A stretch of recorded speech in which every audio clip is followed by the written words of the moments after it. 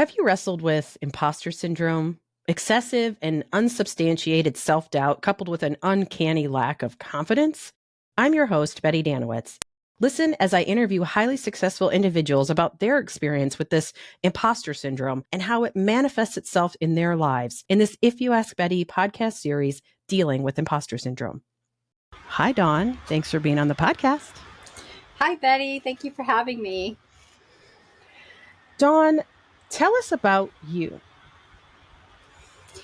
Okay, let's see. I am a learning designer, I guess, by trade, and I am a former, also current visual designer. I'm really passionate about digital accessibility and inclusion.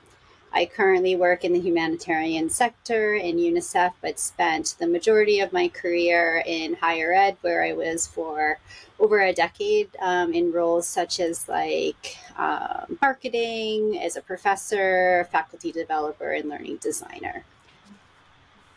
So, what would you say are your biggest accomplishments in life and in work? Sure. I'll start with life. So, on a personal level, I guess the accomplishment of having children for me has been big, considering I just have my oldest just graduated high school and is 18, and he's okay, and he turned out okay. I was like, yeah, that was the hardest job I've ever had. So 1 out of 3 so far so good. So I'd say on a personal level that was an accomplishment. What else? Let's see. Accomplishments, I guess, in a traditional sense, like getting a doctorate, which was kind of challenging because I had started that while pregnant with my third, and then was working on that with infant, baby, toddler, etc. So while working, so that was I was really glad to have done that. And other accomplishments, I guess, some of the places that I've been able to work, like I've had the opportunity to work at Harvard, at the UN. I work with like some of the most brilliant people in the world on like some of the most impactful projects that are really meaningful and super mission driven. And I think that's an accomplishment because it's hard to stay with your values and find work that really aligns with like your core. Because the job market is, not always stable. And so I don't consider that necessarily always luck, but just like really intentionally focusing on my portfolio of work, I guess, so that it's like, this is kind of my specialization, and that helps. Yeah. Didn't you write a book? Yeah. Oh yeah. That's an accomplishment, I guess. Yeah. Tell us about your book. So my book is about digital accessibility and visual design. So like two of like some of my biggest areas of expertise. I was a visual designer starting with early 2000s. I had my own firm. I worked in ad agencies in Manhattan. That kind of thing in the beginning of my career. And then I even taught visual design in some courses as a professor. So I found when I had started to make the switch to learning design, a lot of people would ask me questions of like, how do I make my e-learning look better? How do I make instructional design look prettier? Or whatever those questions were, right? It wasn't about that for me. It was about learning outcomes, cognitive load. And I would always kind of like coach on those concepts of like, keeping minimalist look and feel, using not so many fonts, not every color of the rainbow, and a core focus on accessibility, of course, when you're talking about these topics.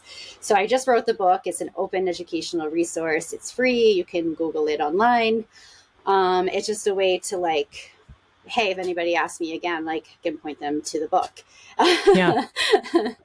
What's the name of the book? Graphic design for course creators, digitally accessible, visually appealing courses. And we do have another episode with Dr. Dawn DiPeri. Why do I want to call it DiPeri? That's not your name, Betty. It's DiPeri. Okay. With Dr. Dawn, we'll do that. And that one's really fun. And she talks a lot about what's in her book and what makes it tick. So take a look at that episode if you're interested in more about that. So Let me turn this question around a little bit and say, if I were to ask other people, what would other people say about you? Okay, I'll start with positive, and I'm also going to say negative. Positive, I would say innovative, creative, open minded, curious, collaborative. Um, I think some would say I'm smart. I think for negative, I'd say sometimes distracted, sometimes forgetful, a little disorganized. Yeah, I guess that's about it. So you sound pretty human to me. Just I'm going to put that out there. And you are wicked smart. Oh, Wicked thank smart. you. So we'll say that. Okay. So thank you for that. Thank you for sharing a little bit about you. What has been your experience with imposter syndrome? Yeah, I guess I've had that for quite a long time, even starting as a child, where it manifested in. I had a hard time like finding my tribe of friends, even like where do I sit at the lunch table, and like who are my friends and what groups, and what, I was the type of kid who like joined lots of things, like, Mm, newspaper, debate, theater, all that stuff, a band. But I still always felt like I didn't always quite belong. I have like from a social side of imposter syndrome, I always kind of felt like an other, like the other, like othering. Where like even as an adult, I find myself in my own community sometimes like standing in a public place, like where everybody's like doing something, like a band night or a parade, and sometimes being like, oh, like, why is that mom not talking to me? Or why don't they like me? Or how come I'm standing by myself? Or who should I sit with? Or so bizarre is to like have these things that like come up from childhood. And then on a career level, I think sometimes I get imposter syndrome. It manifests itself for me as like rejection sensitivity dysphoria. So it's like basically if I take things as like personal, mm, like a rejection, when it's not always that way. Like I just perceive it like that. So if I don't get invited to like a high level meeting, sometimes my head will be like, oh, I'm not smart enough or important enough, or mm, they don't trust my I don't have value here or whatever. And it just might be like, we're going to spare you that meeting so you can get your work done, and it's a waste of your time is really the answer. Like, I don't right. really know, but in my head goes that way. Other times, if I don't get enough feedback from somebody, like a manager or whatever, I start going, what if I'm doing something wrong?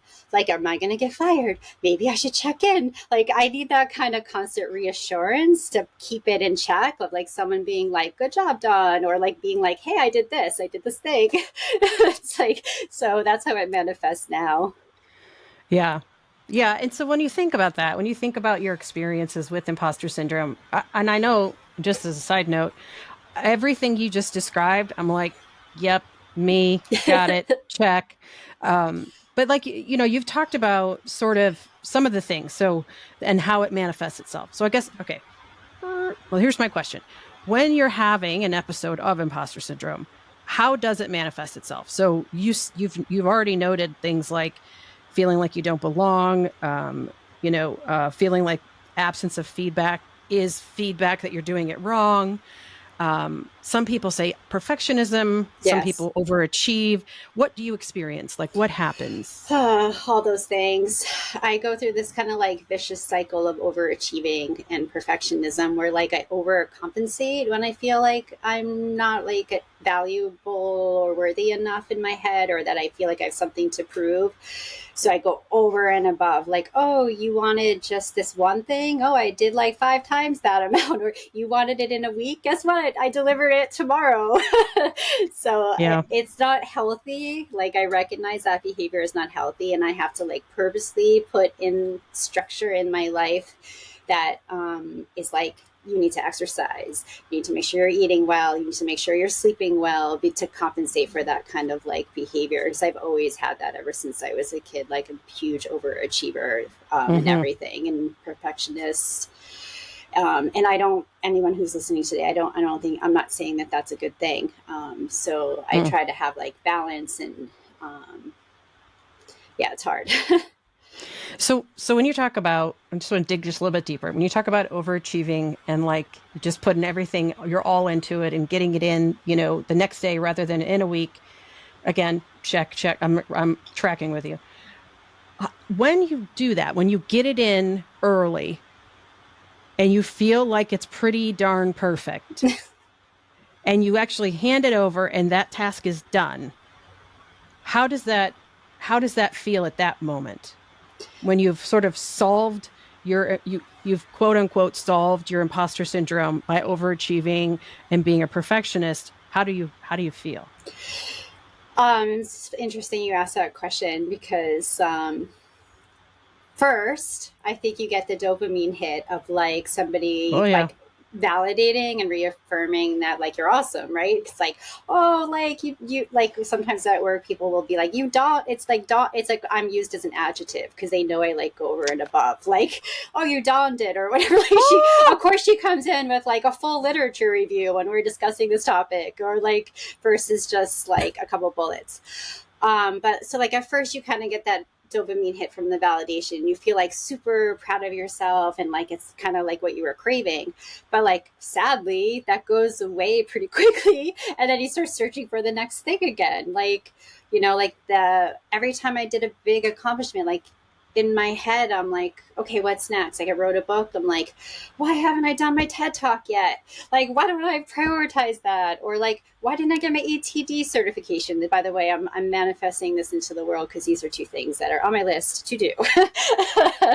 But like, I beat myself up. First I'm Yeah. excited, and then I'm like, okay, what's next? Why am I getting there? I need to focus on that now. It's interesting the words that you're choosing. It's not okay, next I'm going to do my TED Talk. It's why haven't I already done it? As if you could, somehow triple or quadruple your productivity, which I don't know. I mean, I don't know that that's a thing because it Yeah. sounds like you're pretty productive. It's interesting. And I think a lot of people will relate to that feeling because there is that massive dopamine hit. I've said for years, I am a dopamine addict. I mean, the scrolling in your phone and the likes is not enough anymore. Like, we're always looking for that bigger, stronger hit. And, and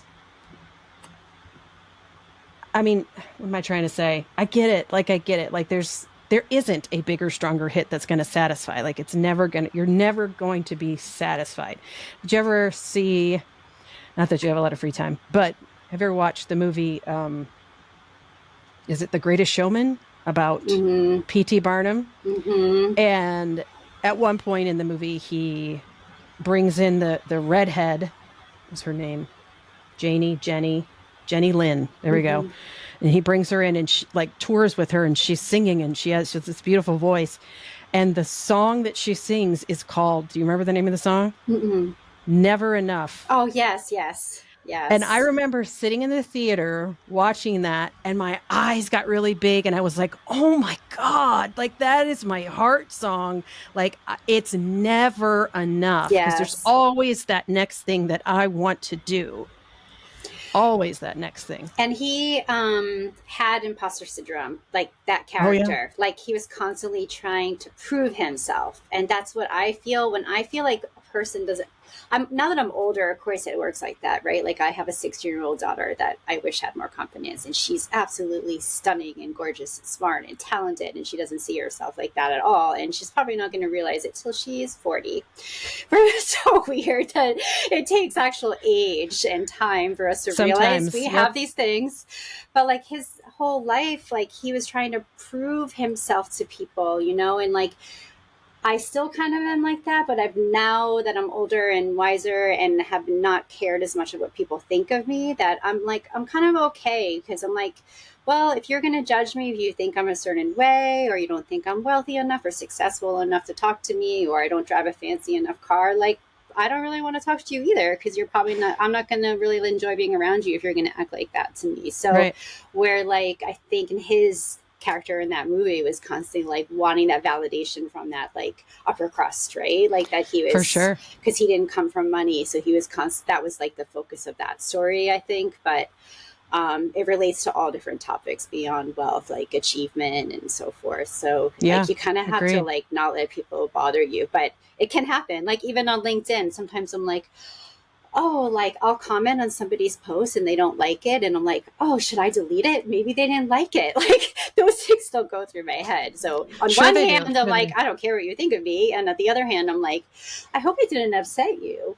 Like maybe I Yeah. said that wrong. Or like maybe you're not welcoming that comment. Yep. Or like so it's weird. There's there's like the two voices, or it's really the monster just kind of like trying to I call it the imposter monster trying to get at you, and the imposter monster are like, I don't give two shits what that lady thinks, and then in the Yeah. next breath is like, but I really want them to hit like. Why can't they just hit the damn like button? Yes.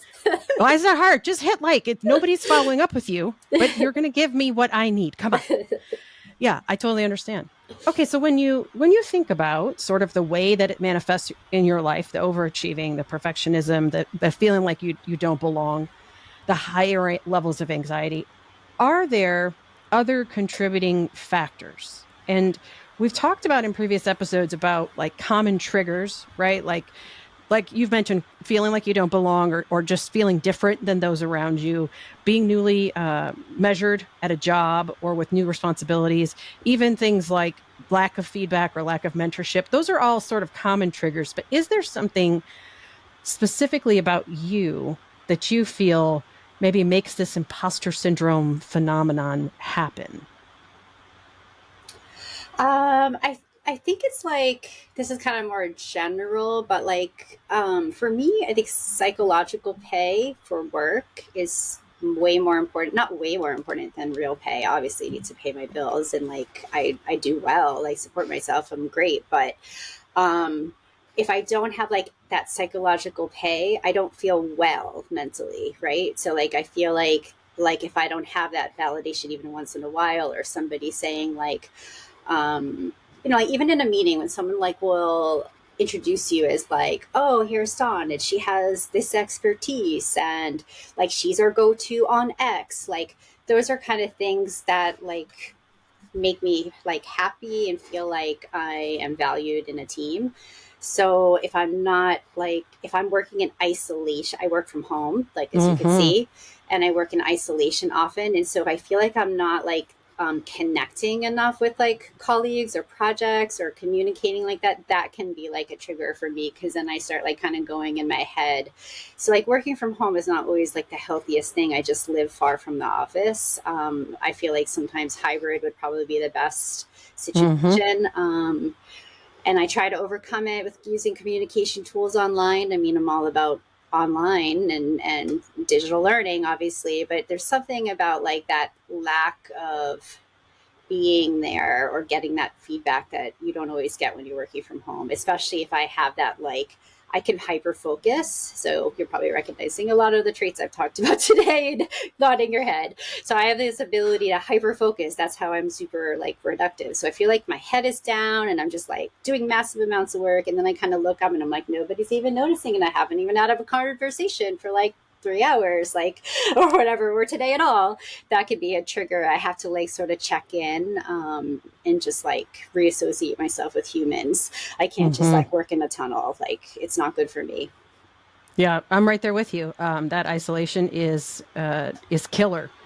COVID was just Mm-hmm. felt like there was a giant elephant sitting on my chest for 3 years, or however long they wouldn't let us be together. It feels like it was an eternity. So I don't even know. I can't even wrap my head around it. But it was very difficult. I love my family. I love being with my family. It's not the same. It's not this. I mean, I don't know if you feel this way, but it's not like I can spend tons of time with them, but I still don't get that feeling of connection that I get when I'm collaborating with someone and we're making something cool or we're building something or we're having a great conversation. It's just not the same. So, anything else that you would say is, something that might make this happen or make it more intense for you? Anything else about you? Um, I don't know. Like, what have other guests said? And maybe I can see if Yeah. I can relate. Yeah, sure. Some folks have mentioned sort of their birth order, right? If they're a firstborn Mm, or if they're an only child. Even sometimes the baby, like it's funny because all birth orders feel this. It's just they feel for a little different reason. Are you an only or a firstborn, Dawn? I am a firstborn. That's a funny topic because I Hmm. do feel like I had the most amount of discipline and the highest expectations. You And absolutely did. yeah, 100%. Hmm. and if I had like a B plus, my dad would be like, "Why is it an A?" Which I was already that person, so I was like, "You don't need to tell me that. Like, I'm already upset." Right. um, Right. and yeah, so I think that it could be good because my husband's the youngest of three, and we joke about like who had it worse in a way. And he thinks that it's better to be the first because that like makes you really driven and like I don't know, ambitious.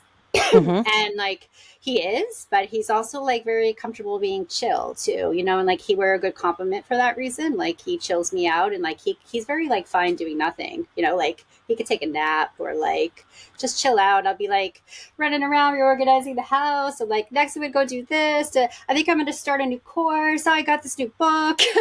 And then like he kind of reminds me like you need to rest your brain and your body Hmm. sometimes. Hmm. But yeah, I guess I think that it could be that like it could be genetic, it could be conditional, I guess, of like birth order. I know like for me, one of the things that's like weird, like I guess I'm somewhat of a feminist, and like for a trigger for me is I always feel like girls are conditioned not really to work in technology or in Hmm. like the STEM fields, and I feel really passionate about like advocating the opposite. When they're young, sometimes they're super excited about like science and science experiments, robotics, all this stuff. And then something happens socially where like girls start drifting away from that. And then they become like one of the only girls in robotics or, Hmm. and then this translates to being in careers where you're surrounded by men. And then that sometimes makes you feel like, almost like you're not worthy because maybe you didn't have as much exposure or as much encouragement, or you start second guessing yourself there. So like because I do work in the humanitarian sector, but we're sort of like big tech at the same time. Hmm. So I Agreed. like it can be hard. Like you almost don't know. You want to like make yourself small sometimes and just like listen, and you're afraid to speak. But I've been proud of myself lately. I've been like kind of no, like I do have expertise here. It's not. I'm not gonna talk about like I'm not gonna pretend I'm like a physicist or something. But like I do have valuable expertise in my, and I should speak up. And so like I guess that's one thing I think. Like when women are working in fields that they're underrepresented, I think that can be triggering for imposter syndrome because you just don't feel Yeah. like naturally there. And like I have a picture in the background here of my mom, who is a software engineer. I've probably said this in a million podcasts before, back in the 70s, where that wasn't like really popular. And she was like pretty like high up as far as career when she met my dad. And so that was kind of cool. Like, she passed away when I was three, but I thought that was like really neat that she picked like a career in technology. She also worked in the financial sector. Those are like places that like women really weren't welcome, or like Hmm. were present in. So like I guess part of my perfectionism is both like a mom, not a perfectionism as a mom, but like my going like that's my biggest accomplishment is like I didn't have that feedback or like that model to look to see as my own mom being a mom. And then also like working in technology, I'm like always kind of been like I hope she's proud of me, like and I'm doing this for my own daughter and for other women out there. Hmm. Like it's not just about me, and I have to remember that with imposter syndrome. Like no, I'm gonna be in this space, I'm gonna take up space, not for me but for like future generations too. I love that. And she's very proud of you. I can guarantee. I'm proud of you. I'm proud of you. And you are not the fruit of my loins. And I'm still very proud of you. Oh, thanks. Um, I love that you brought that up because I think that, I don't think you have to be a feminist to recognize that women are not represented in those, have not been, at least over the years. I mean, when we think back about children's television shows, let's just for 2 seconds talk about that. How often is the host a woman? Yeah. Very rare, very rare. Or if there is a women host, there's also a male host. If you look back at it, everything from Mr. Wizard to Bill Nye the Science thank Guy. you, Bill Nye. That's I was trying to think of his name. I kept thinking of the guy that's not real. That's from Big Bang Theory. Mr. Professor Proton. That's Oh not a yeah, real yeah. thing. The Big Bang Theory. I'm like, wait, that's not it. Like even like Blue's Clues. And Yeah. I'm a huge Steve Burns fan, huge fan. And he's still a dude and was, Yeah.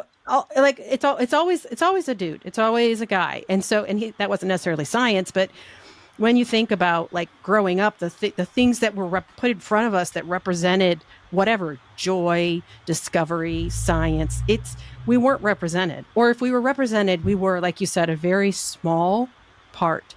And I think things have made some progress, but it's still primarily men in those fields that you're talking about. And so I can definitely see how that can make a difference when you are in the throes of it and you walk in and you're the only woman in a meeting, and probably no one notices that but you, or maybe everyone and you notice. I don't know. You know? So it's definitely when you feel different from others, regardless of the reason, that it comes out for sure. Thank you for sharing Yeah. that. I appreciate that. Yeah. And I'm certain there are people that are listening and nodding their head and they're like, what she said. I totally get it. And to note on children experiences, my favorite Disney like character was Belle. I related to her so much because like the dad is like that absent-minded professor. I feel like that's Mm-hmm. kind of can be me, but I also felt like her because she was just like her head was in the books. She had like ideas of traveling the world, like which I'm doing now, right? Of like learning everything she possibly Mm-hmm. can and like escaping that like that provincial small town nature. And like I guess I feel like sometimes I don't fit in even in my small town. I live in a small town. It's beautiful. I have a beach and stuff, but like I often feel different because I do like feel like Belle, like where I'm just like I can have a hard time with like the small talk of like, I guess maybe that's why people avoid me because I'm like right away like going into these like deep things and Well, yeah, philosophy you're a and deep thinker. yeah. Absolutely. But it's okay. Like you have to embrace your otherness. I guess it's like that's a struggle, but like it's I'm proud to be like that, and at the same time, it also can contribute to that rejection, sensitivity, Yeah. dysmorphia. Well, and if people feel like that's too much, they're not your people. Tell them to Yeah, go find less. exactly. Those aren't the people that you want to hang out with. You want people who are going to want to have the same kind of conversations that you are, Yeah. or not have a conversation at all. I tell you, some of my favorite people in the whole wide world are people that we can sit down, we can have a conversation for 15, 20 minutes, and then sit there and not have to talk to each other. Yes. And we're just very comfortable. And sometimes it takes a while to get there, but like it just embracing the silence because so much Yeah. it just speaks so much. One other sort of connection that I made while you were talking was have you read the book, or you probably not because it's fiction and I have a feeling that you focus on learning, but there's a book called Lessons in Chemistry and they just made a mini series out of it. Yes. Yes. Have That's you read it? yeah. That made me think of like all of this topic. Yeah. Like I watched the series, and yes. The series was good, but I'll tell you they changed quite a few things in the series that the book didn't have. And I kind of liked, like in the series, her neighbor was sort of like a black woman, and she was an activist. Her husband was a black doctor, Mm-hmm. right? That none of that was in the book. And there was a neighbor, but she was Latino, and she was being beat by her husband. So it was very different. Mm-hmm. And I think that what the book really helped focus in on was that whole, exactly what you said, that line in the sand when it came to financial or scientific matters, that women don't belong here. Women Mm-hmm. are assistants. Women are this, women are that. And they did show it well in the series, but the book kind of got you just a little bit deeper in her own personal thoughts about how she was being treated differently. And some imposters, not a lot, because this chick, Elizabeth, whatever her last name was, names, Elizabeth is she's a hard ass. So like she ain't taking nobody's crap, even back in the 60s ish that this was written. But you still get to hear her inner thoughts. Yeah. when they treat her the way that they treat her. And so, anyways, that just made me think of that. No, And I do love reading fiction. I try to oh, read good. fiction at the same time. And I'm sad that I saw the series before the book because I normally don't do that. And now I can't, I feel like I can't bring myself to do the opposite now. But I did I read a get it. book called Cassandra in Reverse about like, I don't know if you've heard of it or read it, but it's about the main character is autistic and she doesn't discover that she has autism until adulthood, until like later on in the book. Sorry if I just ruined that book for everyone, the ending. I should warn everyone before I say that. But it was awesome because in her head, it was like she really felt like how she was different, you know, and like, and how she had that hard time connecting with people, but that can result in that constant, like, the voices in your head that are just like going on and on, like, why don't they like me? What did I do? Did I say something weird? Was I talking too much? Did I stand too close? Did I, like, on and on and on, you know, like, and so Yeah. that was an interesting fiction book. So it was like, oh, I relate to that. Like, I don't have autism, but I like, I can still really relate to that inner dialogue that was happening in that Yeah. story, in that character. Yeah. I love that. I wrote that one down. I'm going to check that one out. All right. I've got one more question for you. And that is, why did you want to be part of this imposter syndrome project? I guess for like one of the reasons I said before is like it's like an archival piece. Every time you do a podcast, I think of like I think of like this is something that maybe people in the future will listen to and be like, wow, was it really like that back then? Or is maybe it'll inspire someone, maybe somebody younger or somebody who's really wrestling with this, to just know, like, even people that have the traditional accomplishments that like we listed earlier today about myself, like book, doctorate, job, whatever, marriage, all those things, still wrestle with it, and it's normal, and we have to like kind of keep taking up space. When you're a little girl, like, you often have lots of confidence and like your body language is like very open, and Amy Cuddy talks about this, and how like you just go out there and you meet friends, you're like, hi, like, how are you? And then slowly like life starts to kind of beat you down, and so you like your language is like, your body language can be like close and like meek, and you start like in your head start wondering why, like, oh, why were they mean to me, and all of that, and then that like is horrible, and that like kind of like propels you to have these things even as an adult, and like you kind of have to be like, no, I'm not gonna let that happen. I'm gonna be my own person and be confident in myself, and like you said it, like if those people that are doing that to you or making you feel that way, like, surround yourself with people who feel like sunshine. Like my former boss had that on her LinkedIn, and I love it. And I say that to my own kids. Like, if you're around people that bring you down, that don't make you feel good, that's not your tribe. Those are not your people. And so I did this because I want people to like just walk away. If you don't feel like you belong, maybe there's a reason. Maybe you're like a big fish in a small pond, like, and you need to go exploring and you need to leave. And so like, I just want people to like know that. I'm so glad that you said that. I'm so glad that you shared your experience. Thank you so much, Dr. Dawn DiPeri, for sharing your experience with us. And thanks to the listeners. I hope that you'll continue with this series and hear more stories about dealing with imposter syndrome. There are so many amazing people that deal with this every day, and sharing their story helps them and you feel less alone. So be sure to follow If You Ask Betty on LinkedIn and YouTube for more episodes and resources.